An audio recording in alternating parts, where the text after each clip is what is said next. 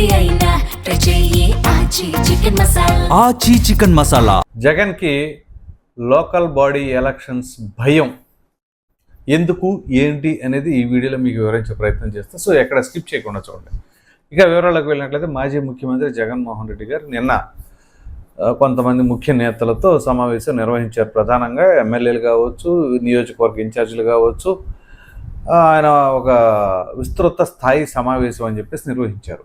ఎందు గురించి ఏమిటి అని అంటే, త్వరలో స్థానిక సంస్థల ఎన్నికలు రాబోతూ ఉన్నాయి. దాని గురించి ప్రధానంగా ఫోకస్ చేశారు. తప్పేమీ కాదు. అయితే ఇక్కడ జగన్మోహన్ రెడ్డి గారు మాట్లాడుతున్న మాటలు చూస్తే కనుక ఖచ్చితంగా ఆయన ఆందోళన చెందుతున్నారు. దేనికి ఈ ఆందోళన అని అంటే, ఫ్లాష్ బ్యాక్లో జరిగింది ఎవరు మర్చిపోరుగా. ఇందులో జగన్మోహన్ రెడ్డి గారికి బాగా గుర్తుండదు. ఎందుకంటే ఆయన అధికారంలో ఉండగానే జరిగిన ఘటనలు. ప్రధానంగా జగన్మోహన్ రెడ్డి గారు అధికారంలో ఉండగా ఈ స్థానిక సంస్థల ఎన్నికలు ఒకసారి గుర్తు చేసుకోండి. ఎంతమంది అప్పుడు ప్రతిపక్ష పార్టీగా ఉన్న సానుభూతి పరులు కావచ్చు, యాస్పిరెంట్స్ కావచ్చు, అభ్యర్థులు వీరందరూ స్వేచ్ఛగా వెళ్ళి నామినేషన్ వేయగలిగారు. ఈ ఒక్క దానికి వైసీపీ వాళ్ళు ఎవరైనా నిక్కచ్చిగా సమాధానం చెప్పండి, నిస్వార్థంగా వాస్తవాలను బయట పెట్టండి, మీకు సమాధానం ఇక వచ్చేసింది. దానికి ఆ ఒక్క ప్రశ్నకి సమాధానం చెబితే జగన్మోహన్ రెడ్డి గారు స్థానిక సంస్థల ఎన్నికలంటే భయపడుతున్నారా లేదా? ఎందుకు అని అంటే, మామూలుగా వైసీపీ వాళ్ళు ప్రెస్ మీట్ పెట్టినప్పుడల్లా మాట్లాడితే టీడీపీ వాళ్ళని, కూటమి వాళ్ళని అట్టుకట్టున్నారు అంటారు. ఓకే, సరే, మీలో మీరు ఏదైనా చావండి, అది అనవసరం. కానీ ప్రజలకు ఏం తెలియజేయదలుచుకున్నారు అంటే, ఎన్నికలు అనగానే దాడులు, దాష్టికాలు అని చెప్పేసి ప్రజలు భయపెట్టాలనుకుంటున్నారా ఏంటి? సో ఇక్కడ ప్రధానంగా ఏంటి, వీళ్ళు అధికారంలో ఉండగా స్థానిక సంస్థల ఎన్నికలు మనం చూసాం కళ్ళారా. ఎక్కడో అక్కడక్కడ చెదురుముదురుగా స్వేచ్ఛగా జరిగింది తప్ప మిగతా చోటంతా కూడా అరాచకాలు, దాడులు మామూలుగా కాదు. ఇంకా కొంతమంది అయితే నామినేషన్లు వేయటానికి ఆ నామినేషన్ పత్రాలని పాపం చెప్పడానికి నాకే సిగ్గుగా ఉంది. మహిళలు అయితే పాపం వాళ్ళు బ్లౌజుల్లో పెట్టుకొని వెళ్ళవలసిన దుస్థితికి తీసుకొచ్చారు. ఇంకొంతమంది పైన కత్తులతో దాడులు చేశారు, కర్రలతో కొట్టారు. ఎట్లా వేస్తావు నామినేషన్ చూస్తానని బెదిరించారు, ఇళ్లలో తాళాలు వేసి కూర్చోబెట్టారు. ఇవన్నీ చేసింది ఎవరు? దానికి పోలీసులు వత్తాసు. పోలీసులను కూడా అంటానికి ఏమీ లేదు. ఎందుకంటే ఇవాళ రాజకీయ నాయకులే పోలీసులను శాసిస్తున్నారు. పోలీసులు కూడా స్వతంత్రంగా చేసుకుని ఇట్లా గట్టిగా మాట్లాడితే ట్రాన్స్ఫర్లు అంటారు, లేకపోతే వీఆర్లు అని చెప్పేసి వాళ్ళని దోసేస్తున్నారు. కానీ అసలు విషయం ఏంటి అంటే, వీళ్ళు అప్పుడు ఏవైతే అరాచకాలు చేశారో ఆ ప్రభుత్వాల్ని, ప్రభుత్వ యంత్రాంగాన్ని అడ్డం పెట్టుకుని ఏ రకంగా వ్యవహరించారు అనేది వీళ్ళు మర్చిపోవాలి. కాబట్టి వాళ్ళు అదే విధంగా ఇక్కడ రివెంజ్ అటాక్ ఉంటుంది అని చెప్పేసి భావించారు. ఇప్పుడు వాళ్ళకి అనిపిస్తుంది. అలా అనిపించే లెక్క, అలా చేసే లెక్క అయితే ఈ 2 సంవత్సరాలు 3 నెలల పాటు వైసీపీ నాయకులు ఎలా పడితే అలా గట్టిగా తిరగరు బయట. ఎందుకంటే తొలుత మీరు గమనిస్తే కూటమి ప్రభుత్వం రాగానే 24 జూన్లో ప్రమాణ స్వీకారం చేయగానే జూలై, ఆగస్టు వరకు ఏ ఒక్కరు కూడా నోరు పెగల, ఒక్కళ్ళకంటే ఒక్కళ్ళు కూడా ఏమి మాట్లాడాల, కిక్కురు మనకుండా ఉండారు. ఎందుకని?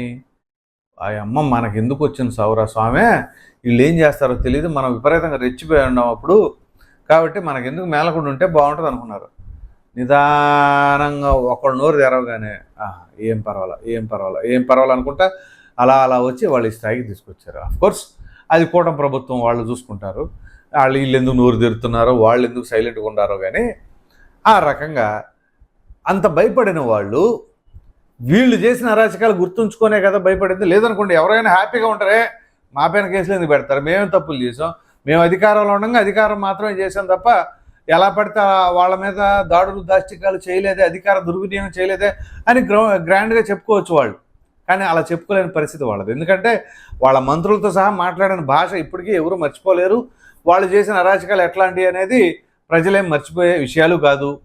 సో ఇటువంటి పరిస్థితుల్లో ఈ స్థానిక సంస్థల ఎన్నికలు అంత ఈజీగా ఏదో అట్లా జరిగిపోతాయని మాత్రం అనుకోమాకండి. ఖచ్చితంగా పోలీసులను వాడేస్తారు, అధికారులను వాడేస్తారు, మీ పైన దాడులు చేస్తారు. కానీ మీరు తట్టుకోవాలి. ఇది జగన్మోహన్ రెడ్డి గారి నైజం. తట్టుకోవాలి. ఎట్లా తట్టుకోవాలి? మీరు కేసులు పెట్టించుకోండి, కొట్టించుకోండి, అవసరమైతే హాస్పిటల్లో ఉండండి, నేను పరామర్శిస్తాను. ఇదే చెప్పేది. జగన్మోహన్ రెడ్డి గారిది పోయిందేమీ లే. జగన్మోహన్ రెడ్డి గారు చక్కగా తాడేపల్లి లేకపోతే బెంగళూరులోనే ఉంటారు, మీకెందుకు మీరు యుద్ధం చేయండి అంటారు. యుద్ధానికి పోయేది ఈ భటులు. మామూలుగా రాజుగారు ముందుండి నడిపించాలి ఎవరినైనా సరే, ఈయన మాత్రం వెనకాలండి మీరు ఎందుకు మీకు వెళ్ళి మీరు చేయండి నేను చూసుకుంటా అంటారు. ఏం చూస్తారు, తర్వాత పరామర్శ చేస్తారు. అది ఇక్కడ నష్టపోయేది ఎవరు? ఆ ఎవరెవరైతే గట్టిగా బయటకు వచ్చి ఎక్కువగా చేసుకుంటారో వాళ్ళే నష్టపోయేది. మనం ప్రాక్టికల్గా చూసాక కొంతమంది పేర్లు చెప్పమంటారా? ఇప్పుడు ఫర్ ఎగ్జాంపుల్ బోరగడ్డ అనిల్ అండి, ఎవరు అతను? కొంచెం ఎక్కువ చేసుకున్నాడు, ఇప్పుడు పరిస్థితి ఏంటి? లేదు. పోనీ త్వరగా కిషోర్ అని గుర్తున్నాడుగా మీకు, ఓవర్ చేయటం వలన అప్పుడు మాజీ ఎమ్మెల్యేగా ఉన్న బోండా పైన బుద్ధ వెంకన్న పైన దాడి చేయటం వలన ఓ ప్రమోషన్ అయితే ఇచ్చారు. ఆ ప్రమోషన్ తీసుకున్నాడు, బాగానే ఉంది. ఏది మాచర్ల మున్సిపల్ చైర్మన్గా. ఇప్పుడేంటి పరిస్థితి? అలా బెయిల్ వస్తుందో లేదు, ఇంకో దాంట్లో లోపలికి వెళ్తున్నాడు. మొన్న వాళ్ళ ఫ్యామిలీ మెంబర్స్ మాట్లాడుతున్నారు, అయ్యో అసలు ఎంత పాపం, ఎంత అరాచకం, మా ఆయన్ని ఎట చేస్తున్నారు అని వాళ్ళ ఆవిడ మాట్లాడుతుంది. మరి మీ భర్తకి ఎప్పుడైనా బుద్ధి చెప్పారా? ఏంటంటే అయితే రోడ్ల మీద ఎట్టబెడతాట అని చెప్పేసి అన్నారా? అది అనలే. అది ఎప్పుడు మనం అనం. ఇక్కడ వీళ్ళొక్కళ్ళే కాదు, ఎంతమంది మళ్ళీ వీళ్ళందరూ ఎలివేషన్లు. అంతెందుకు, నందిగం సురేష్ భార్య తనంట కాబోయే హోమ్ మినిస్టర్ అట. మరి ఏం జరుగుతుందో ఏంటో తెలియట్లా. ఎందుకు హోమ్ మినిస్టర్ ఏంటో వీళ్ళు చేసిన ఘనకార్యాలకి టీడీపీ ఆఫీస్ పైన దాడి చేసినందుక. మాజీ మంత్రి జోగి రమేష్ నిన్న అంటున్నాడు, ఎప్పుడు కూడా అసలు ఆయన ఎప్పుడు పద్ధతిగా మాట్లాడేవాడు అంట. ఆయన పద్ధతి గురించి రాష్ట్ర వ్యాప్తంగా అందరికీ తెలుసు. జోగి రమేష్ పద్ధతి, అసలు పద్ధతికి మారు పేరే జోగి రమేష్. అసలు జోగి రమేష్ కాదు, అతని పేరు పద్ధతి రమేష్ అనమాట. అంత పద్ధతిగా ఉంటాడు. సో ఇవాళ వచ్చి ఏదో కబుర్లు చెబుతూ ఉంటే ఛానల్ ముందు మీ భార్యను అడుగు అది కరెక్టేనా అని చెప్పేసి మహాన్యూస్ వంశీని ఆయన ఉన్నారు కదా, మహాన్యూస్ ఎండి, ఆయన ఉద్దేశించి మాట్లాడుతున్నారు. మీరు మాట్లాడింది కరెక్టా రంగాని మీ భార్య శకుంతల గారిని ఒకసారి అడిగి చూడండి మీరు చేసిన విధానాలని. నా భార్య ఖండించిందా? ఎప్పుడు ఖండించిందండి? ఖండించిన విషయాన్ని ఎప్పుడు బయటపెట్టలేదే. అందుకని మీ కుమారుడు ఇదే జోగిరాజు చంద్రబాబు నాయుడు గారిని ఉద్దేశించి ఏం మాట్లాడారు? శారీరక రోగి, మానసిక రోగి అని మాట్లాడాడు. ఎప్పుడైనా ఖండించారా? ఖండించిన ఏమైనా ఉంటే వీడియో క్లిప్పులు పెట్టండి, ఇదిగో మా భార్య ఇలా ఖండించింది లేదా శకుంతల ఇలా ఖండించిందని చెప్పేసి చెప్పండి. సో ఈ లోకల్ బాడీ ఎలక్షన్స్కి సంబంధించి ఈ రకంగా వీళ్ళు పరిపాలన చేశారు కాబట్టి, వీళ్ళు అరాచకాలు చేశారు కాబట్టి కూడ ప్రభుత్వం కూడా అలాగే చేస్తుందని చెప్పేసి అనుకున్నారు. కానీ కూడ ప్రభుత్వం ఆ రకంగా చేయదు అని చెప్పేసి వాళ్ళు కూడా గట్టిగా చెప్తున్నారు. సరే, జరగకుండా ఉండేయంటే జరుగుతాయి ఖచ్చితంగా. టీడీపీ వాళ్ళు మరీ సైలెంట్గా ఉంటారు అని మనం చెప్పలేం. వాళ్ళు కొన్ని చోట్ల దాడులు చేస్తారు, అక్కడక్కడ అరాచకాలు కూడా జరుగుతాయి. కానీ వీళ్ళ తరహాలో జరుగుతాయి అనేది మాత్రం అది ఎక్స్పెక్ట్ చేయలేం. అయితే ఇక్కడ గమనించవలసిన అంశం ఏకగ్రీవం. ఈ ఏకగ్రీవాలు అనేవి ఏంటి? ఒక్కటి ఏకగ్రీవమైనా ఒప్పుకోను, మీకు ఎవరికి టికెట్ ఇవ్వను అని చెప్పి జగన్మోహన్ రెడ్డి గారు అంటున్నారు. అసలు ఏకగ్రీవం అనేది ఏంటి తెలుసా? లోకల్ బాడీ ఎలక్షన్స్ ఎలా జరుగుతాయో జగన్మోహన్ రెడ్డి గారికి ఏమైనా ఐడియా ఉందా? ఎందుకంటున్నానంటే, గ్రామాల్లో ఎలా ఉంటారంటే పార్టీలు వేరు వేరు అయి ఉన్నా కానీ బంధువులే అయి ఉంటారు. పెద్దగా గొడవలు కూడా పెట్టుకోవాల్సిన అవసరం ఉండదు. ఒకవేళ వస్తే అప్పుడు నిప్పు నిప్పులాగా ఉంటారు. కానీ ఎవరైనా పెద్దలు కూర్చొని ఎన్నికలు ఎందుకురా అబ్బాయి, అదేదో ఖర్చు పెట్టుకునేది మన గ్రామాన్ని అభివృద్ధి చేసుకుందాం అని చెప్పేసి అన్నారు అనుకోండి, ఎన్నికలకు అయ్యే ఖర్చు మనం గ్రామాన్ని అభివృద్ధి చేసుకుందాం, సరే నీకు 10 లక్షలు ఖర్చు అవుతుంది, వాడికి ఒక 5 లక్షలు ఖర్చు అవుతుంది, ఆ 15 లక్షల బదులు చెరొక 5 లక్షలు వేసుకుని గ్రామానికే ఖర్చు పెడదాం అన్నారు అనుకుందాం, కాంప్రమైజ్ అయిపోద్ది. ఒకటి. రెండు, మామూలుగా యునానిమస్ జరిగినప్పుడు ప్రభుత్వం కూడా ఎంతో కొంత ప్రోత్సాహకాలు ఇవ్వడానికి కొంత నిధులు మంజూరు చేస్తుంది. గ్రామాన్ని అభివృద్ధి చేసుకోండి, తప్పే ఉంది. సో అలాంటివి వద్దంటారు జగన్మోహన్ రెడ్డి గారు. ఎంతసేపటికి నువ్వు గొడవపడు, కొట్లాడు, పోరాడు. ఏంటి పోరాడేది? మొన్న లోకల్ బాడీ ఎలక్షన్లు ఎట్లా జరిగినాయి అనేది ఎవరు మర్చిపోలేదు. ఇప్పుడు మాత్రం మీరు పోరాడాలి అని చెప్పేసి వీళ్ళని రెచ్చగొడితే బలైపోయేది ఎవరు? నేను మరలా చెప్తున్నా, చాలా వీడియోలో చెప్పాను, వాళ్ళు బాగానే ఉంటారు, బలైపోయేది మాత్రం గ్రౌండ్ లెవెల్లో కేడరే. భుజాన్ని వేసుకొని తిరుగుతారు చూసారా జెండాలు, వాళ్లే బలైపోయేది. నేను ఇందాక చెప్పాను కదా, అలా భుజాన్ని వేసుకొని తిరిగితే ఏమైద్ది అని చెప్పేసి కొంతమంది ఎగ్జాంపుల్స్గా తీసుకుంటే ఇదే. సో రేపేమైద్ది? కేసులు చూసుకుంటారు, అవి వేరు.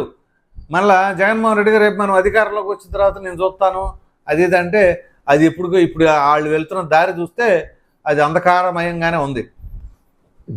సో ఇక్కడ లోకల్ బాడీ ఎలక్షన్స్ ఏ రకంగా జరుగుతాయి, అక్కడ సింబల్స్, పార్టీ సింబల్స్ ఉండో, ఏదైనా ఉంటే పర్సనల్గా ఆ వ్యక్తి ఎట్లాంటి వాడు అనేది ఊరు మొత్తం తెలుసు కాబట్టి దాని మీద మెయిన్గా నడుస్తుంది. సో దానివల్ల అసలు గ్రామం ఎంత అభివృద్ధి చెందుద్ది. పోనీ జగన్మోహన్ రెడ్డి గారు స్థానిక సంస్థల ఎన్నికలు ఎనానిమస్ చేపించి ఎన్ని నిధులు తీసుకొచ్చి ఇచ్చారండి సర్పంచులకి? సర్పంచులుగా గెలిచి వైసీపీ కండవ కప్పుకున్న వాళ్ళు చెప్పండి సమాధానం దానికి. వైసీపీ అంటే బాగా పడిచచ్చిపోయేవాళ్ళు వాళ్ళే చెప్పండి. సర్పంచ్ నిధులు ఏమొచ్చినాయి మీ గ్రామానికి? జగన్మోహన్ రెడ్డి గారి హయాంలో మీ గ్రామాన్ని ఎంతవరకు అభివృద్ధి చేసుకోగలిగారు అది చెప్పండి చాలు. సో ఇప్పుడు ఇవన్నీ ఏంటి అంటే జగన్మోహన్ రెడ్డి గారికి స్థానిక సంస్థల ఎన్నికల్లో నిలబడరు అనే సంగతి ఆయనకు అర్థమయ్యి ఈ రకంగా చెబుతూ ఉన్నారు. అంతేందుకు జగన్మోహన్ రెడ్డి గారి దగ్గర నుండి జరిపిస్తారా పులివెందులో చూద్దాం స్థానిక సంస్థల ఎన్నికల్లో. మరి ఆయనే కదా అక్కడ ఎమ్మెల్యే. ఒకవేళ అక్కడ ఏమైనా ఎనానిమస్ జరిగితే ఆయన ఏమన్నా రాజీనామా చేస్తారా, తప్పుకుంటారా, టికెట్ రాకుండా చూసుకుంటారా, నేను కూడా పోటీ చేయను, నేను మాట మీద నిలబడతానని అంటారా?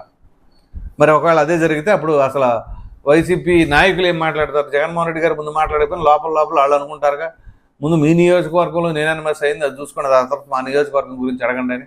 సో ఎనీహౌ మొత్తమే చూసుకున్నట్లయితే నేను జగన్మోహన్ రెడ్డి గారి మాటల్లో తీవ్రమైన ఆందోళన, భయం అయితే కనబడుతుంది. మరి మీరేమనుకుంటున్నారో అనే అభిప్రాయం అయితే కామెంట్లో తప్పకుండా తెలియజేయండి. Thank you.